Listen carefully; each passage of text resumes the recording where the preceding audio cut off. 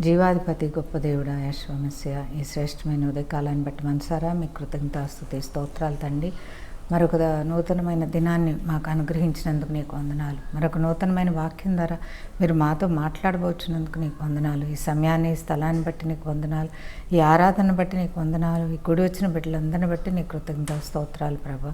కాబట్టి వెళ్ళుము, నీ నోటికి తోడయండి, నీవేం పలుకవలసింది నేను బదిలిస్తాను తండ్రి. నన్ను మరుగుపరిచి మీ యొక్క స్వరాన్ని వినిపించండి నాయన. మీరే కనపడండి తండ్రి.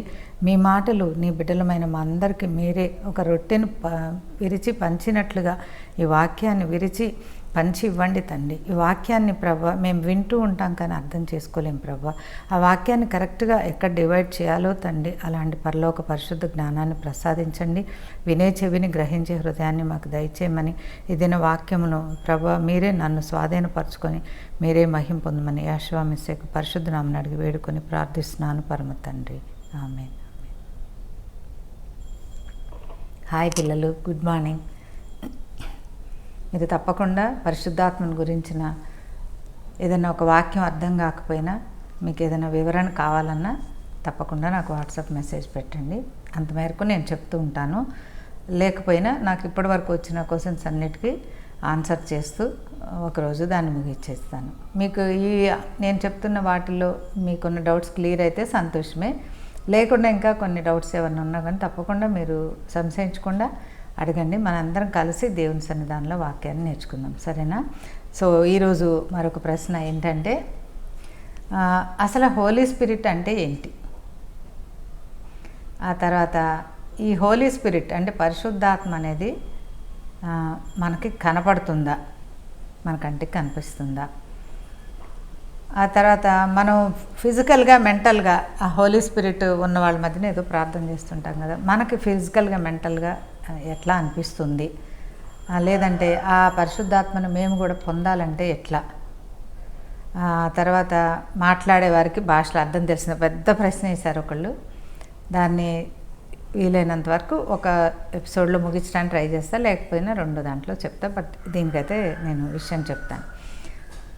సో హోలీ స్పిరిట్ అనేది ముందుగా చాలామందికి ఉండే డౌట్ ఏంటంటే, హోలీ స్పిరిట్ అనేది నూతన నిబంధన కాలంలో ఉంది, అయితే పాత నిబంధనలో లేదా అని ఆలోచిస్తారు.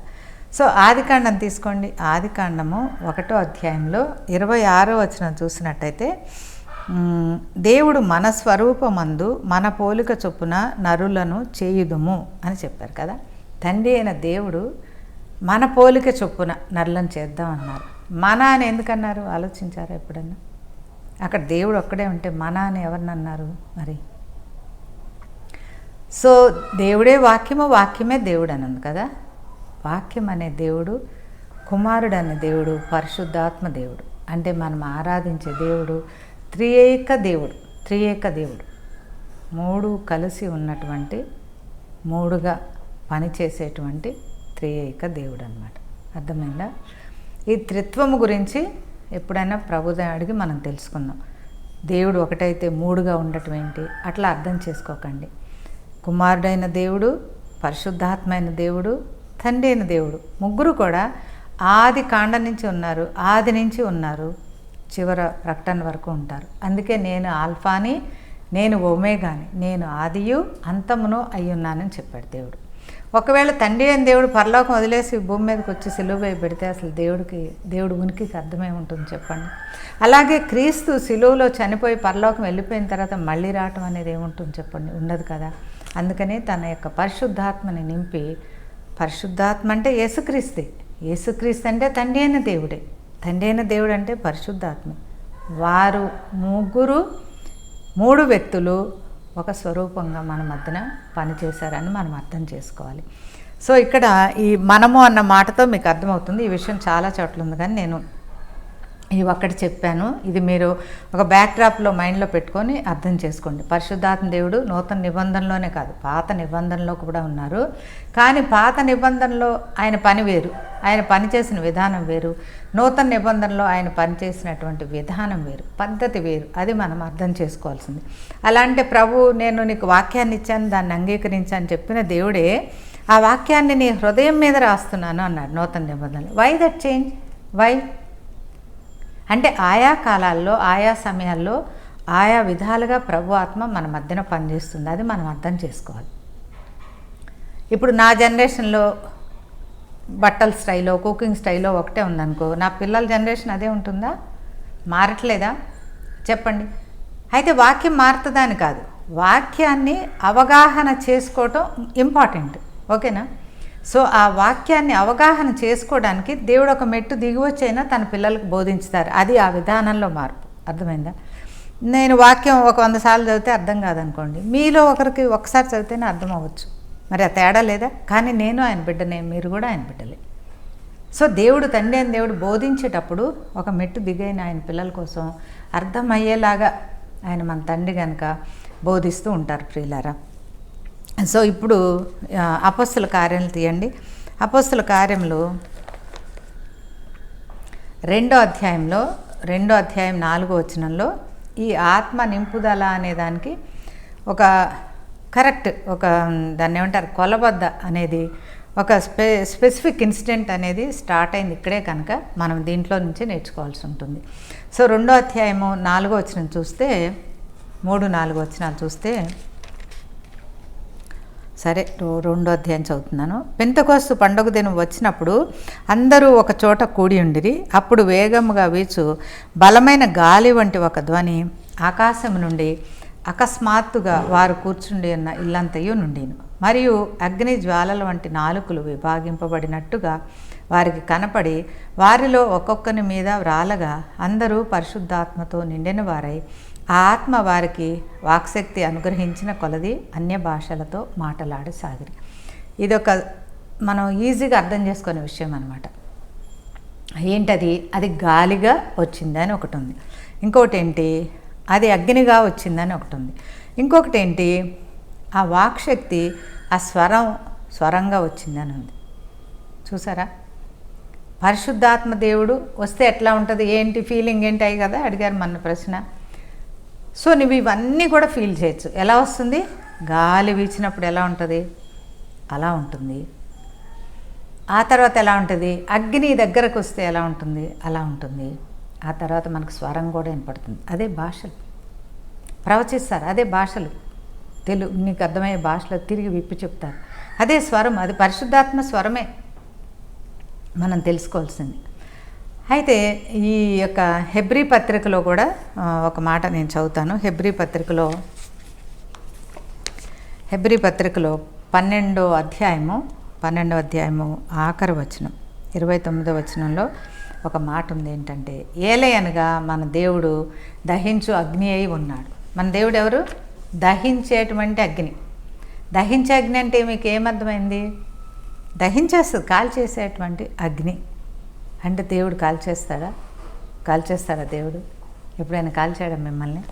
చూడండి, కాల్చేసే దేవుడిని గురించి ఇంకొక మాట మనం చదువుకున్నాం. నిర్గమకాండంలో 3వ అధ్యాయము 2-3 వచనాలు. ఒక పద నడిమిని అగ్నిజ్వాలలో యెహోవా దూత అతనికి ప్రత్యక్షమాయను. అతడు చూచినప్పుడు అగ్ని వలన ఆ పొద మండుచుండెను, కానీ పొద కాలిపోలేదు. హల్లెలూయా, హల్లెలూయా. దహించేస్తుంది కానీ దానివల్ల నష్టం జరగదు. హల్లెలూయా.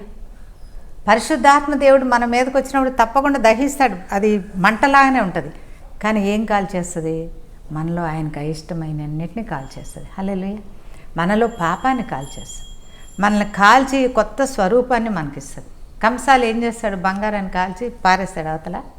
బంగారాన్ని కాల్చి దాంట్లో మస్ట్ అంతా తీసివేసి మనకిష్టమైనటువంటి, మనం ఆర్డర్ చేసినటువంటి ఒక చక్కని ఒక ఆర్నమెంట్ తయారు చేస్తాడు. అప్పుడు కదా మనం పెట్టుకుంటాం, చేతులకి వాటికి పెట్టుకుంటాం కదా. అలాగే దేవుడు మన పైకి వచ్చి పరిశుద్ధాత్మ నింపి అక్కర్లేని అన్ని కాల్చేసి మనకి కరెక్ట్గా ఆయనకి ఇష్టమైన స్వరూపాన్ని ఇచ్చి ఆయన మనల్ని ఇష్టమైన పాత్రగా వాడుకుంటాడు ప్రియులారా. ఇప్పుడు మీరు చెప్పండి, ఈ పరిశుద్ధాత్మ అందరికీ కావాలా, అవసరం లేదా? అందరికీ కావాలి. కానీ మన అభిప్రాయం ఏంటి? ఎవరో పెద్దవాళ్ళకి కావాలి, భక్తులకు కావాలి, పాస్టర్లకు ఉంటే సరిపోతుంది, ప్రవక్తలకు ఉంటే సరిపోతుంది అని చెప్పి కాదు. ఈరోజు మనందరం చెయ్యెత్తి పరిశుద్ధాత్మ నాకు కావాలని కోరుకుందామా? నేను కూడా ఎత్తుతున్నాను. పరమతండ్రి, పరిశుద్ధాత్మ నాకు, కొలత లేని పరిశుద్ధాత్మ నాకు దయచేయి ప్రభువా. వింటూ ఆసక్తితో అడిగిన ప్రతి బిడ్డకి దయచేయి తండ్రి. యేసు నామములో అడుగుచున్నాను ప్రభువా. ఆమేన్. పరిశుద్ధాత్మ మనందరికీ కావాలి ప్రియులారా. అంతేకాదు మనందరికి ఇస్తానని తండ్రి అని దేవుడే వాగ్దానం చేశాడు. కానీ ఎక్కడ పొరపాటు జరుగుతుంది అంటే ఆ పరిశుద్ధాత్మ గురించి మనం సరిగా అవగాహన చేసుకోవట్లేదు, సరిగా ఇంట్రెస్ట్ చూపించట్లేదు, పట్టుపట్టి మనం అడగట్లేదు. కొంతమంది అడుగుతున్నారు, పొందుతున్నారు. కొంతమంది కొంతకాలం అడిగి కూడా ఇంకా ఎన్నో రోజుల నుంచి అడుగుతున్నా, చాలా సంవత్సరాలైంది దేవుని పరిశుద్ధాత్మ అడిగి, ఆయన నాకు ఇవ్వలేదు, నాకు ఇవ్వడేమోలే అలా అనుకుంటారు. ఇది కూడా తప్పే ప్రియులారా. నువ్వు దాని గురించి కరెక్ట్గా అవగాహన చేసుకొని అడగాలి. అసలు ఆ పరిశుద్ధాత్మ గురించి వాక్యాలే ధ్యానించకుండా, వినకుండా, దాన్ని అర్థం చేసుకోకుండా పరిశుద్ధాత్మ అట్లా చేస్తే పరిశుద్ధాత్మ దేవుడు ఇవ్వరు. ఆ వాక్యాన్ని గురించినటువంటి అవగాహన ఉండాలి. ఎందుకు చెప్తున్నానంటే, ఇప్పుడు మా ఇంటి ముందు నుంచి ఎవరైనా మనిషికి వెళ్ళారనుకోండి, లోపలికి రానని నేను ఆయన పిలవాలంటే ఆయన ఎంత గొప్పవాడో, ఆయన ఎంత ముఖ్యమైన మనిషో తెలుసుకోవాలి కదా. అట్లాగే పరిశుద్ధాత్మ దేవుడు మన దగ్గరకు వచ్చినప్పుడు లోపల రా అనాలంటే నువ్వు అసలు ఆయన వచ్చింది పరిశుద్ధాత్మ దేవుడు అని నువ్వు తెలుసుకోవాలి కదా. నీకంటే అలాంటి అవగాహన లేకుండా, ఒక బేస్ నాలెడ్జే లేకుండా ప్రభు నాకు నింపు అట్లా అడగండి. ఇవాళ నుంచి మన యూట్యూబ్ బిడ్డలందరూ దీన్ని ఒక సవాలుగా తీసుకొని, ప్రభా అక్క ఇంతగానం బోధిస్తుంది, ఈ పరిశుద్ధాత్మ గురించి మాకు విషయాలన్నీ తెలియచే ప్రభా, నా సంశయాలన్నీ తీర్చేసే. అంత మాత్రమే కాదు, ఈ ఎపిసోడ్లన్నీ ముగిలేసేలోపు నేను పరిశుద్ధాత్మతో నింపబడాలి ప్రభా అని మీరు ప్రార్థన చేసుకోండి. అలాంటి ఆసక్తి ఉన్న బిడ్డలందరినీ ప్రభు ఆశీర్వదించి అభిషేకించునుగాక. సో మనం పాత నిబంధనలో నిర్గమకాండలో కూడా చదువుకున్నాం ఏంటి, యేసుక్రీస్తు అగ్ని అని. అలాగే కొత్త నిబంధనలో హెబ్రీ పత్రికలో కూడా దేవుడు అగ్ని ఉన్నాడు అని చదువుకున్నాం మనం. సో పాత నిబంధనలో పరిశుద్ధాత్మ దేవుడు ఉన్నాడా లేదా మీరు ఇప్పుడు చెప్పండి. పాత నిబంధనలో కూడా ఉన్నాడు, కానీ ఆయన వర్క్ చేసిన పని చేసిన విధానం ఆయన బిడ్డల మధ్య వేరుగా ఉంది. నూతన నిబంధనలో కూడా ఉన్నాడు. ఇప్పుడు మీకు క్లారిటీ వచ్చింది కదా. పరిశుద్ధాత్మ ఒక అగ్ని, ఆయన పాత కొత్త నిబంధనలో ఉన్నాడు. అంతేకాదు మీకు ఇంకొక మాట ఏంటంటే, అగ్ని మన దగ్గరికి వచ్చిందనుకో, ఇప్పుడు మనం స్టవ్ అంటిస్తాం, లేకపోతే పుల్లలు అంటిస్తాం, అగ్ని ఇక్కడ పడిందనుకో మనకి మంట పుడుతుంది కదా, కాలుతుంది కదా, ఇది కాలిపోతుంది. కానీ అయితే వాక్యాల ద్వారా మనం ఏం చదువుకున్నాం, అగ్ని మనల్ని దహిస్తుంది కానీ మనం కాలిపోము అన్నాం. అలాగే అగ్నికి ఉండే ఇంకొక క్యారెక్టర్ ఏంటి, మంట పుట్టిస్తుంది అనమాట. అంటే ఇప్పుడు నేను ఇట్లా ఉన్నాను, ఇక్కడ నా దగ్గర ఈ పక్కన ఇక్కడ సైడ్ మంట పెట్టారనుకోండి, నేను తగలబడిపోకపోయినా ఆ మంట యొక్క ప్రభావం నాకు తెలుస్తుంది కదా. ఎట్లా ఉంటుంది అది, వేడిగా ఉంటుంది. చల్లగా ఉంటుందా, వేడిగా ఉంటుంది. సో పరిశుద్ధాత్మ దేవుడు వచ్చినప్పుడు ఎలా ఉంటుందని మీరు అడిగారు కదా, వేడిగా ఉంటుంది ఆ వాతావరణం అంతా. తప్పకుండా మనం కొలిచి చూడగలిగితే కనుక కొన్ని డిగ్రీస్ సెంటిగ్రేడ్ తప్పకుండా పెరుగుతుంది, వేడిగా ఉంటుంది తప్పకుండా. ఒక్కొక్కసారి నేను వింటర్లో అట్లా చలిగా ఉన్నప్పుడు స్వెటరు స్కార్ఫ్ అన్నీ వేసుకొని ప్రార్థన మొదలు పెడతా. కొంచెం సేపటికి పరిశుద్ధాత్మ దేవుడు కొన్ని సెకండ్స్లోనే దేవుడు అగ్ని నా దగ్గరకు వస్తుంది. అలాగే ప్రార్థన చేసుకుంటూ స్కార్ఫ్ స్వెటర్ అన్నీ తీసేసి నేను ప్రార్థనలో కొనసాగిపోతా. అంత తేడా ఉంటుంది ప్రియులారా. అందుకే ప్రభు నువ్వు వెచ్చగా అన్నా చల్లగా ఉన్నాను, పరిశుద్ధాత్మ పొందైనా ఉండి పొందకుండా ఉన్నాను. పొందకుండా ఉంటే ఏదో ఒక రోజు దేవుడు దయ తెలుస్తాడు. ఈ రెండు కాకుండా మధ్యస్థంగా కొంతమంది నడుస్తూ ఉంటారు విశ్వాసులు, ఇప్పుడు కూడా పొందినట్టు నడుస్తూ ఉంటారు, పొందానని అనుకుంటూ ఉంటారు. ఇక్కడ అనుకోవటం లేదండి. దేవుడు ఎస్ అంటే ఎస్, నో అంటే నో అని చెప్పాడు, అంతే. పరిశుద్ధాత్మ నువ్వు పొందావా, వెరీ గుడ్, దేవుని స్తుతించు భాషల్లో. పొందలేదా, పొందటానికి కోసం దేవుని వేడుకో. సో ఒక టెంపరేచరు వేడి ఎలా ఉంటుందో తప్పనిసరిగా అట్లా వేడిగా ఉంటుంది, మనం అర్థం చేసుకోగలం. ఎంత వేడంటే చెమటలు పట్టేస్తాయి. బయటంతా వర్షం పడుతూ ఉంటుంది, గదిలో నేను ప్రార్థన చేసేటప్పుడు విపరీతంగా చెమటలు పట్టేస్తాయి. మీకు అర్థం కాదని చెప్తున్నాను. ఎవరికైనా అదే అలాగే ఉంటుంది. పరిశుద్ధాత్మ దేవుడు వచ్చినప్పుడు ఆ అగ్ని మనల్ని తాకుతూ ఉంటుంది, విషయాలు దేవుడు బయలుపరుస్తూ ఉంటాడు. ఇంకోటి ఏంటి మనం చెప్పామో, ఆయన ఒక గాలివలే అని చదువుకున్నాం కదా, గాలివలే ఆ గది అంతా నిండిందని ఉంది. ఇప్పుడు చూడండి, యోబు గ్రంథము 38వ అధ్యాయము 1వ వచనం. అప్పుడు యెహోవా సుడిగాలిలో నుండి ఇలాగున యోబునకు ప్రత్యుత్తరం ఇచ్చాను. ఎలా వచ్చాడు యెహోవా దేవుడు? సుడిగాలి వలె వచ్చాడు. యెహోవా దేవుడు పరమంద ఆసీనుడై ఉంటాడు, కానీ యెహోవా దేవుడు ఎలా వచ్చాడు? గాలివలి. అంటే పరిశుద్ధాత్మ రూపంలో యోబు దగ్గరకు వచ్చి విషయాలు తెలియచేస్తున్నాడు. అయ్యా యోబు, నీవు కష్టాలు పడుతున్నావు, కరెక్టే. చూడు, యోబుని గురించి దేవుడే సాక్ష్యం చెప్పాడు, కానీ కొద్దిగా నా అనేది అక్కడ ఉండిపోయింది. అయ్యా, అది తీసేయాలి నువ్వు. నేను మాట్లాడుతున్నా చూడు, నీకు జింకలు ఈనే కాలం తెలుసా? సూర్యుడు చంద్రుడి గురించి తెలుసా? వీటన్నిటి గురించి ఆలోచించా. దేవుడు బుద్ధి ఇవ్వటానికి పరిశుద్ధాత్మ ద్వారా యోబుతో మాట్లాడాడు. అప్పటి వరకు ఎన్ని దినాలు కష్టపడ్డారో, ఎప్పుడైతే దేవుని ఆత్మ దిగివచ్చి ఆయనతో మాట్లాడిందో యోబు తిరిగి హీ వాజ్ రెన్యువేటెడ్. యోబు పూర్తిగా ఆరోగ్యంలో కోలుకున్నాడు. అలాగే ఆయన కోల్పోయినవి అన్నీ కూడా తిరిగి పొందాడు. అంతేకాకుండా రెట్టింపుగా పొందినట్టుగా మనం చదువుకున్నాం. హల్లెలూయా. బిడ్డలారా, పరిశుద్ధాత్మ దేవుడు మనకు అవసరం. నీకు స్వస్థత కావాలంటే చేసేది పరిశుద్ధాత్మ దేవుడే. యోబుకి స్వస్థత ఇచ్చిన పరిశుద్ధాత్మ దేవుడే ఈ కాలంలో కూడా నీకు స్వస్థత కావాలంటే ఆయన దిగి వచ్చి నిన్ను ముట్టుకుంటాడు. ఇప్పుడు యేసుక్రీస్తు లేడు కదా, మరి ఎలా మనకు స్వస్థతలు వస్తాయి? మనం పరిశుద్ధాత్మతో మనం ప్రార్థన చేసుకున్నప్పుడు మన ఇంటిలో స్వస్థత కలుగుతుంది. అలాగే మనం ఎన్నో కోల్పోయి దుఃఖపడుతూ ఉంటాం. వాటన్నిటిని తిరిగి రెండింతలుగా ఇవ్వటానికి దేవుడు దిగి వస్తాడు. పరిశుద్ధాత్మ దేవుని ద్వారానే ఇవి సాధ్యమని మనం చదువుకుంటున్నాం. ఇంకొకటి కూడా నేను మీకు చెప్పాలంటున్నాను. చెప్పేది ఏదో వివరంగా చెప్పటమే మంచిది. ఇక్కడ 1 రాజుల గ్రంథము 19వ అధ్యాయము 11వ వచనం. అందుకు ఆయన, నీవు పోయి పర్వతం మీద యెహోవా సముఖమందు నిలిచియుండుమని సెలవిచ్చెను. అంతట యెహోవా ఆ వైపున సంచరింపగా బలమైన పెనుగాలి లేచెను. యెహోవా భయమునకు పర్వతములు బద్దలాయను, శీలలు చిన్నాభిన్నములాయను. కానీ యెహోవా ఆ గాలి దెబ్బయందు ప్రత్యక్షము కాలేదు. సో ఇక్కడ కూడా ప్రవక్త అయిన ఏలియా దగ్గరికి దేవుడు ఎలా వస్తున్నాడు? ఏలియా మనకు తెలిసి ఎన్ని అద్భుతాలు చేశాడు, ఎన్ని ఆశ్చర్యకరమైన కార్యాలు చేశాడు. ఆ ప్రవక్త గురించి మనం వేరే చెప్పాల్సిన లేదు. ఆ ఏలియా దగ్గరికి దేవుడు ఎన్ని చేయడానికి అద్భుతాలు ఎలా దిగి వచ్చాడు? భయంకరమైన ప్రచండమైన గాలిగా దిగి వచ్చాడని. ఇప్పుడు మీరు చెప్పండి, పరిశుద్ధాత్మ దేవుడు పాత నిబంధనలో ఉన్నాడా లేదా? ఏ బాబు? మా బాబు ఇక్కడ ఉన్నాడు. పరిశుద్ధాత్మ దేవుడు పాత నిబంధనలో కూడా ఉన్నాడు ప్రియులారా. ఇదేదో కొత్త నిబంధనల విషయం అని అట్లా అని మనం అర్థం చేసుకోలేదు, అర్థం చేసుకోకూడదు.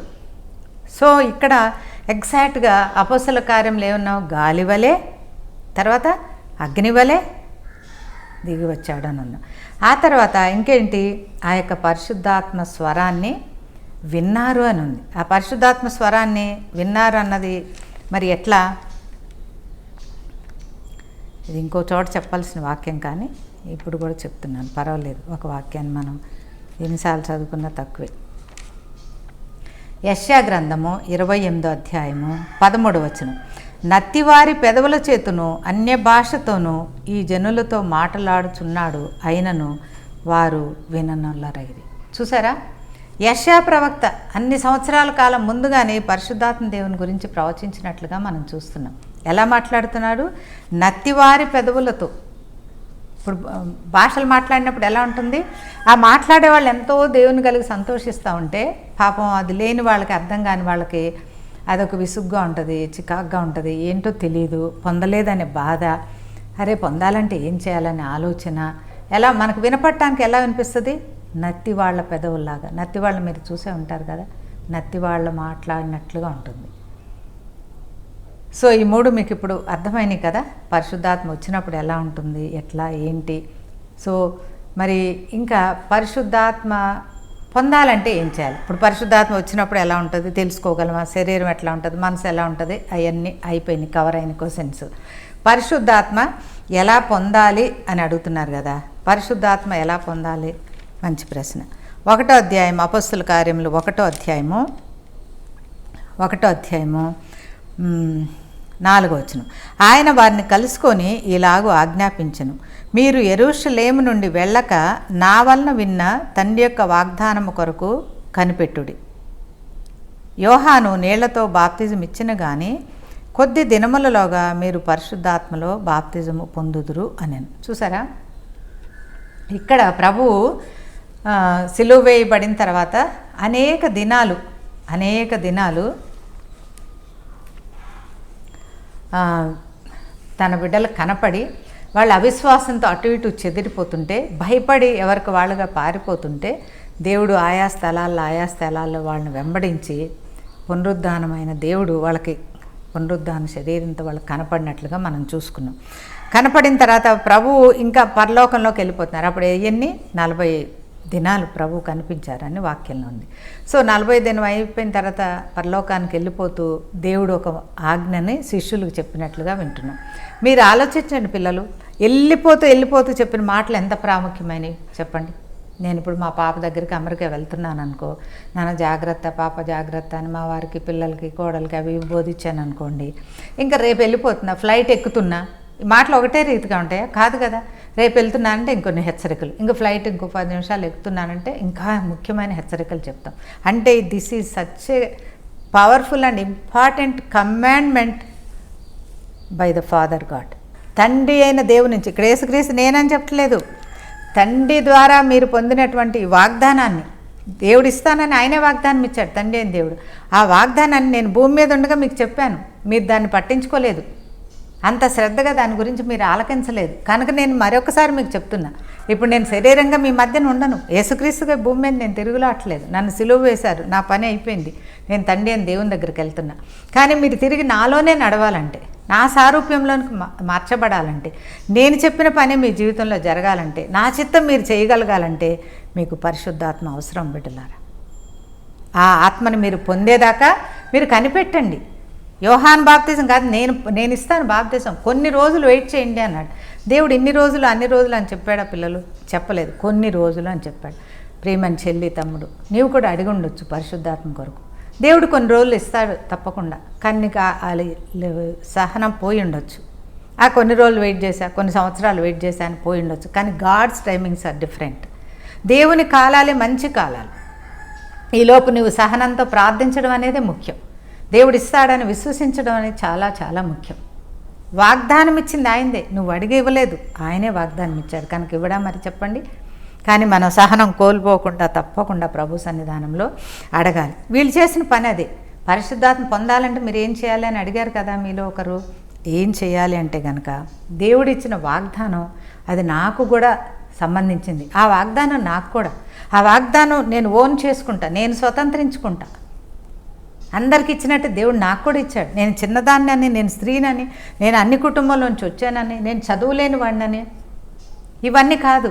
ప్రభా, ఈ వాగ్దానం క్రైస్తవునైనా నాకు సంబంధించింది నాయన, అది నాకు ఇస్తావు తండ్రి, నేను నమ్ముతున్నానే. మీరు హృదయంలో వాగ్దానాన్ని పెట్టి ప్రార్థన చేయాలి. అర్థమైందా? ఆ తర్వాత ఇంకొకటి ఏంటి అంటే అపొస్తలుల కార్యములు 1వ అధ్యాయంలో 14వ వచనం, వీరందరూ వీరితో కూడా కొందరు స్త్రీలను యేసు తల్లి అయిన మరియయు ఆయన సహోదరులను ఏక మనసుతో ఎడతెక్క ప్రార్థన చేసిరేనండి.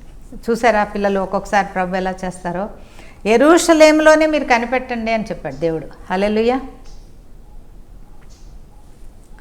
దేవుడు ఎక్కడ సిలువ వేయబడ్డాడో అక్కడ ఆయన పరిశుద్ధాత్మను విడిచిపెడతాడు ప్రియులారా. హల్లెలూయా. నీ ఒకవేళ ఏ విషయమైనా దేవుని కొరకు సిలువ వేయబడితే అక్కడికి వచ్చి పరిశుద్ధాత్మ దేవుడు నిన్ను నడిపిస్తాడు తప్పకుండా. అక్కడ నీ అభిషేకం దాగి ఉందని అర్థం చేసుకో. నిన్ను మనుషులు ఏ విషయంలో ఎక్కడ సిలువ వేశారో అక్కడ పరిశుద్ధాత్మ దేవుడు నిన్ను అభిషేకించి నిన్ను హెచ్చించి గణపరచబోతున్నాడని అర్థం చేసుకో. హల్లెలూయా. ఏ యెరూషలేములో ప్రభు సిలువ వేయబడ్డాడో, ప్రభు శిష్యులు కష్టపెట్టబడ్డారో, తలలు కోయబడ్డాయో, నిందించబడ్డారో, అదే స్థలంలో పరిశుద్ధాత్మ దేవుడు దిగి వస్తానని వాగ్దానం ఇచ్చాడు. హల్లెలూయా. ప్రియ చెల్లి, ప్రియ తమ్ముడు, నీ శరీరంలో అట్లాంటి సిలువ వేదనలు ఉంటే, నీ జీవితంలో ఉంటే గనక తప్పకుండా నువ్వు ప్రార్థన చెయ్యి. వాటన్నిటిని మించిన అద్భుతమైన పరిశుద్ధాత్మ దేవుడు, నీకు జయమిచ్చే దేవుడు నీలోనికి దిగి వస్తాడు ప్రియులారా. సో నువ్వు ఇక్కడ దేవుడు చెప్పినట్టు చేయాలి. దేవుని వాగ్దానం ఎత్తిపెట్టి ప్రార్థన చేయాలి. అలాగే అందరూ కూడి ప్రార్థన చేయాలి. పరిశుద్ధాత్మ కొరకు ఒక కుటుంబంగా కూడుకోవటం మంచిది, ఒక సహవాసంగా కూడుకోవటం మంచిది, ఒక సంఘంగా కూడుకొని ప్రార్థన చేయటం మంచిది. ఒక్కొక్కరే చేసాకంటే ఇలా మంచిది. నా జీవితంలో నాకు మాత్రం ఒక్కదాన్ని ఉన్నప్పుడు దేవుడిచ్చాడు. డిఫరెంట్, ఒక్కళ్ళు ఉన్నప్పుడు కూడా దేవుడిస్తాడు, అనేకులు ఉన్నప్పుడు కూడా దేవుడిస్తాడు. కానీ ఇక్కడ అందరూ కలిసి ప్రార్థన చేసినప్పుడు ఒకరు విశ్వాసంలో ఏమైనా జారినా ఇంకొకళ్ళు ఎక్కువ, అందరూ కలిసి ఒకే మనసు అనేది వస్తుంది. ఒకే విషయం కొరకు ప్రార్థన చేసినప్పుడు. ఇప్పుడు ఫర్ ఎగ్జాంపుల్ ఇవాళ జూకి వెళ్దామని మా మనవడు కాసేపు అడిగాడు అనుకోండి, ఆ చిన్నోడు ఏదో అడిగాడులే అని వదిలేస్తాను. మా బాబు మమ్మీ వెళ్దాం అన్నాడు, మావారు కూడా బయటకు వెళ్ళి చాలా రోజులు వెళ్దాం అన్నా. ఇంకా నేను ఆగటానికి ఉంటుందా? సరే పదండి మీరు అందరు వెళ్దాం అన్నారు, చలో వెళ్దామంట. పరిశుద్ధాత్మ దేవుడు, ఆయన తండ్రి ప్రియులారా, హీఈస్ అవర్ ఫాదర్.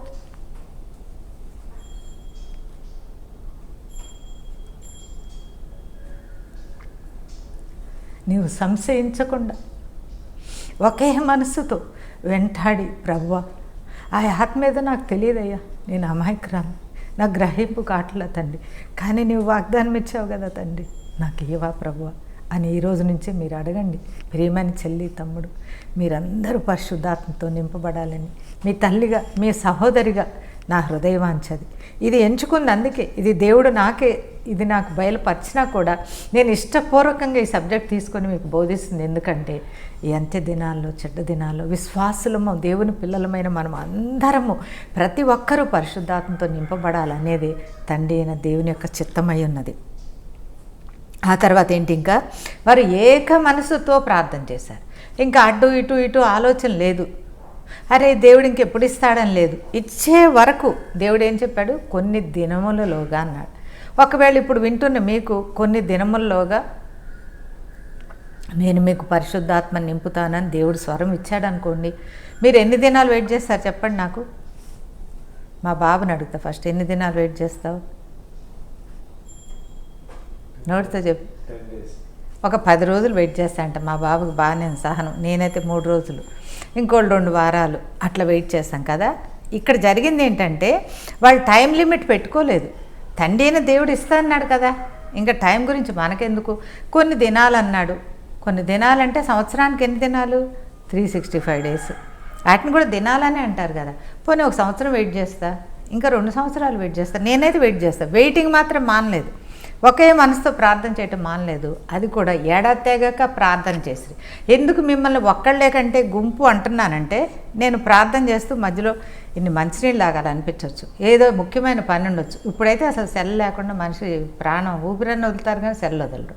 ముఖ్యమైన అవసరాలు ఉండొచ్చు, ఏదైనా సెల్ మాట్లాడడానికి బయటకు వెళ్ళారనుకో, ప్రార్థన కొనసాగుతూనే ఉంటుంది ఏడాది తెగకుండా. Chain prayer, one after other అందరు కూర్చొని ప్రార్థన చేస్తూ ఉన్నారు.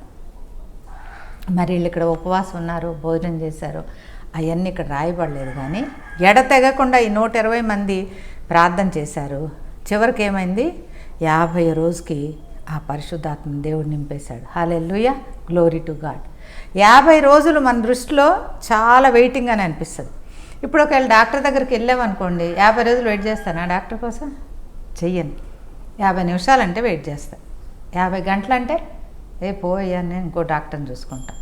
ఇక్కడ మనం వెయిట్ చేస్తుంది పరమ తండ్రి యేసయ్య ఆత్మ నింపుదల కోసం. It is a good waiting. హల్లెలూయా.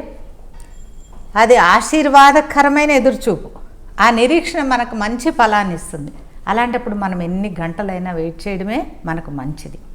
ఎందుకు ఎంతసేపు వెయిటింగ్ పెట్టాడు దేవుడు? ఇప్పుడు 40 రోజులు కనపడి వెళ్ళిపోయిన దేవుడు ఆ నెక్స్ట్ డే పంపించవచ్చు కదా అని మీరు అనుకోవచ్చు, నేను అనుకోవచ్చు. కానీ పెంతెకోస్తు అనే ఒక పండుగ, ఆ పరిశుద్ధాత్మ నింపుదలను ఒక పండుగగా చేసుకోవాలని దేవుడు. హల్లెలూయా. ఎవరి జీవితంలో అయితే, ఎవరి హృదయంలో అయితే దేవుడు పరిశుద్ధాత్మ నింపాడో ఆ దినం నుంచి వాళ్ళకి ఒక పండుగ వాతావరణం ఉండాలని, వాళ్ళ రోజులన్నీ ఒక పండుగగా గడిచిపోవాలని. అంత మాత్రమే కాదు, ఆ పండుగ దినానికి పస్కాకి ఎక్కడెక్కడో చెదిరిపోయిన ఆయన బిడ్డలందరూ వస్తారు కనుక, మరి ఇప్పుడులాగా ఎక్కడికి వెళ్ళి వాక్యం చెప్పాలంటే ఏ దేశం అని వెళ్ళాలంటే వాళ్ళు బుక్ చేస్తే రేపు వెళ్ళి ఆ దేశంలో ఉండొచ్చు మనం. అప్పుడు అలా కాదు కదా, ప్రయాణ సౌకర్యాలు లేవు. మళ్ళీ తిరిగి పండగలో కలుసుకున్నాక మళ్ళీ నెక్స్ట్ ఇయర్ మళ్ళీ నెక్స్ట్ పండగకో కలుసుకునేవాళ్ళు. ఈ లోపుగా మరి వాళ్ళకి ఈ సువార్త, పరిశుద్ధాత్మ అనే వార్త ఎలా వెళ్తుంది? అందుకని అందరూ ఉన్నప్పుడు, ఆ పస్కా పండుగ రోజు అందరూ అక్కడికి వచ్చినప్పుడు దేవుడు ఇంకొక పండగ కూడా ఇచ్చేశాడు. హల్లెలూయా, దేవునికి స్తోత్రాలు. ఏంటంటే పెంతెకోస్తు అనే పరిశుద్ధాత్మ నింపుదల పండగ ఇచ్చాడు. వాళ్ళు అక్కడ కూడుకుంది పస్కాను సెలబ్రేట్ చేసుకోవడానికి. ఒకవేళ ఈ నూతన నిబంధనలో పస్కా అంటే ఏంటి? దేవుడు శిలోలో చనిపోయినటువంటి ఆ రోజును గుర్తు చేసుకొని మనమందరం సంఘంగా కూడి ఆయన బల్లలో, రొట్టెలో, ద్రాక్షారసంలో పాలు పొంది దేవుని స్తుతిస్తాం. అది పస్కా. కానీ ఆ రోజునే దేవుడు ఏం చేశాడు? పరిశుద్ధాత్మ నింపుదల ఇచ్చేశాడు. హల్లెలూయా. ప్రియమైన విశ్వాసులారా, ప్రియమైన కుటుంబాలు, ప్రియమైన సంఘాలకు దేవుడు తెలియచేసేది ఏంటంటే, మనం చేసే ప్రతి ఆరాధనలో, నీవు పస్కాను సెలబ్రేట్ చేసుకున్న ప్రతి సమయంలో కూడా పరిశుద్ధాత్మ దేవుడు దిగి రావాల్సిందే. ఆ దిగి వచ్చిన పరిశుద్ధాత్మ దేవుడే ఆ రోజు సంఘానికి కావాల్సిన వాక్యాన్ని కానీ, సంఘానికి కావాల్సినటువంటి ప్రవచనాన్ని కానీ, సంఘానికి కావాల్సినటువంటి వాక్య వివరణ కానీ ఎవరు చేశారు? ఇక్కడ పేతురు నిలిచి, శిష్యులందరూ నిలిచి పరిశుద్ధాత్మతో కూడి వాక్యాన్ని వివరించారు. అవునా కదా? ఇప్పుడు చాలా చోట్ల మనం ఏం చేస్తాం, వాళ్ళు చదువుకున్న వాళ్ళ ఎడ్యుకేషన్లోంచి, వాళ్ళు కొన్ని సంవత్సరాలు తరువుగా ట్రైన్ అయిన దాంట్లోంచి వాక్యాలు చెప్తారు. It is not right, God says. ఇప్పుడు మనం చదువుకునే వాక్యాల ద్వారా మనకేం తెలుస్తుంది? పరిశుద్ధాత్మ దేవుడే వాక్యాన్ని బోధించాలి, పరిశుద్ధాత్మ దేవుడే ప్రవచించాలి, పరిశుద్ధాత్మ దేవుడు దిగి వచ్చినప్పుడే మనకి ఒక సమాధానాత్మ కలుగుతుంది, పరిశుద్ధాత్మ దేవుడు వచ్చినప్పుడే మనకు స్వస్థత కలుగుతుంది. అలాంటప్పుడు మీరు చెప్పండి, మన సంఘాల్లో ఎంతగా పరిశుద్ధాత్మ నింపబడాలి, నేను నింపబడాలి, పరిశుద్ధాత్మతోనే సంఘాలు నడిపించబడాలి అని మనం కోరుకోవాలి. చెప్పండి, మనం అలా కోరుకుంటే తప్పకుండా జరుగుతుంది. ఆ పరిశుద్ధాత్మ అనేది ఏదో కొంతమంది వ్యక్తులకి అదొక గొప్ప శక్తి, అది సపరేటు, నేను పాపం చేశాను, నేను పొందలేనేమో, నా దగ్గరికి దేవుడు రాడేమో అనుకోని అవసరం లేదు ప్రియులారా. మనం చదువుకున్నాం కదా, వీళ్ళు గలిలేయులు కాదా అంటే వీళ్ళు చాలా చిన్న ఉద్యోగం చేస్తున్నారే, చిన్న వ్యాపారం చేస్తున్నారే, వాళ్ళు ఏదో కొంచెం చిన్న కులమే, లేకపోతే వీళ్ళు పెద్ద కులమే, ఇవన్నీ మనం రాసుకున్న బోర్డులు దేవుడు అవన్నీ చూడడు. కానీ ఒకవేళ ఈ బిడ్డను పరిశుద్ధాత్మతో నింపబడితే నా కోసం ఏం చేస్తాడు అనేది మాత్రమే దేవుడు చూస్తాడు. అలాగే శిష్యుల్ని ఎంచుకొని ఆయన పరిశుద్ధాత్మతో నింపి ఆయన గొప్ప అద్భుతాలు చేసినట్టుగా మనం చూస్తున్నాం.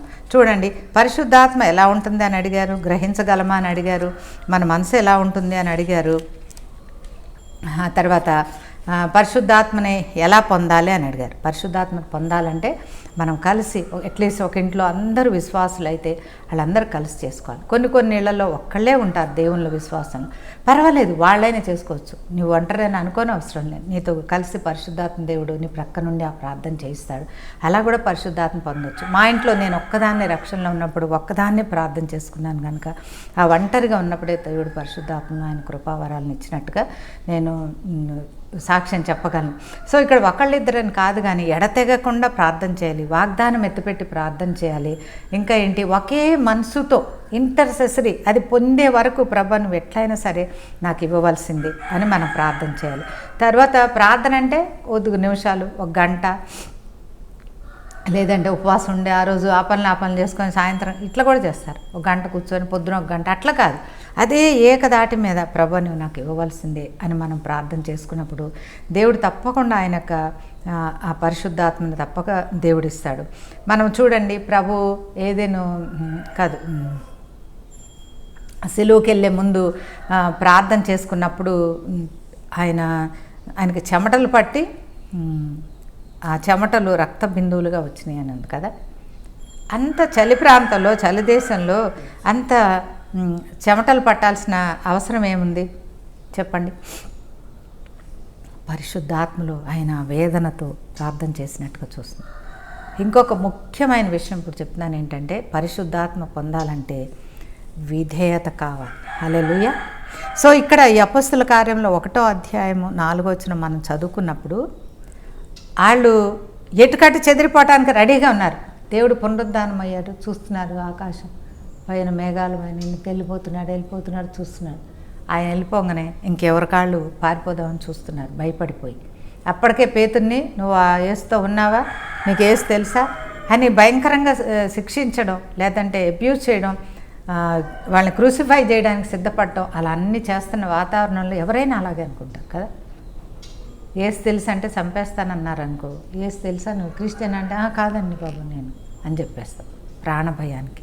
అప్పుడు కూడా అలాంటి వాతావరణం ఉంది కనుక వాళ్ళందరూ పారిపోవడానికి, చెదిరిపోవడానికి సిద్ధమైనప్పుడు దేవుడు ఏం చెప్పాడు?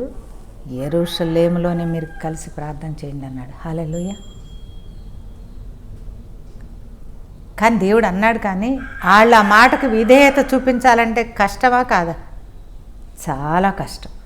ఎందుకంటే మరణంతో పోరాటం లాంటిది, ఎదురుగుండా మరణం ఉంది. యూదులు చంపేస్తారు, అక్కడ ఉన్న వాళ్ళు సినగోగులో వాళ్ళు చంపేస్తారు, ఇంకెవరు చంపేస్తారు వాళ్ళకి తెలియదు, ఏ క్షణం చచ్చిపోతారు.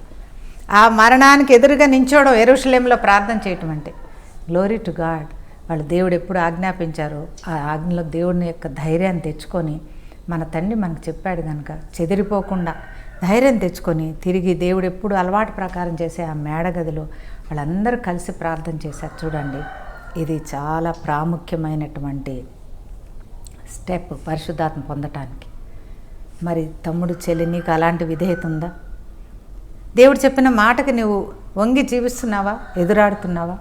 ప్రభు నీతో ఉద్యోగం చేయమంటే మానేయటం, నువ్వు ఉద్యోగం మానేయంటే చెయ్యటం, ఇలా మన జీవితంలో దేవుడు పిలిచినప్పుడు ఎన్నో అవిధేయతలు ఉంటాయి. వాటి ద్వారా మనకి అవిధేయత ద్వారా జబ్బులు వస్తాయి, అసహనం వస్తుంది, అశాంతి వస్తుంది, కానీ ఏమీ ఫలం ఉండదు. మనకు దేవుడు, పరిశుద్ధాత్మ దేవుడు దూరంగా జరిగిపోతాడు. కనుక పరిశుద్ధాత్మ పొందాలంటే విధేయత కావాలి, ఏక మనసు కావాలి, ఎడతెగని ప్రార్థన కావాలి, దేవుల్లో వాగ్దానం పెట్టి ప్రార్థించి అది పొందే వరకు సాధించేటువంటి పట్టుదల కావాలి. ఇవన్నీ ఉన్నప్పుడు ప్రభు తప్పకుండా పరిశుద్ధాత్మని ఎవరికైనా ఇస్తాడు. God bless you children. మీ అందరికీ వాక్యం అన్న మీ అందరికీ ప్రభు పరిశుద్ధాత్మని అనుగ్రహించునుగాక. జీవాధిపతి కృపగలిగినటువంటి దేవుడా, మరి పరిశుద్ధాత్మ ఎలా ఉంటుంది, వచ్చినప్పుడు ఎలా ఉంటుంది, దాన్ని ఎలా స్వీకరించాలి, పరిశుద్ధాత్మ అంటే ఏంటి అనేటువంటి విషయాలు ఎంతో చక్కగా వివరంగా మాకు అర్థం అయ్యేలాగా చెప్పినందుకు నీకు వందనాలు తండ్రి. ఈ వాక్యాన్ని విన్న ప్రతి ఒక్కరూ దాన్ని గ్రహించి వారి హృదయంలో భద్రపరుచుకొని మీ యొక్క పరిశుద్ధాత్మ అగ్నిని పొంది వర్ధిల్లి మీ సాక్షులుగా, మీకు విధేయులుగా, మీ పిల్లలుగా తండ్రి ఈ భూమి మీద మీ రాజ్యవ్యాప్తిలో మేమందరం కలిసి ఆత్మపూర్ణతతో పనిచేయుటకు సహాయం దయచేయమని యేసుక్రీస్తు పరిశుద్ధ నామంలో వేడుకొని ప్రార్థిస్తున్నాను పరమ తండ్రి. ఆమేన్. గాడ్ బ్లెస్ యూ పిల్లలు. ఇంకా చాలా ప్రశ్నలు ఉన్నాయి, రోజు ఒకటొకటి నేను ధ్యానించి మీకు తెలియజేస్తుంటాను. ఓకేనా? God bless you. Jesus loves you and saves you. Yesu నిన్ను ప్రేమిస్తున్నాడు, నిన్ను రక్షిస్తాడు.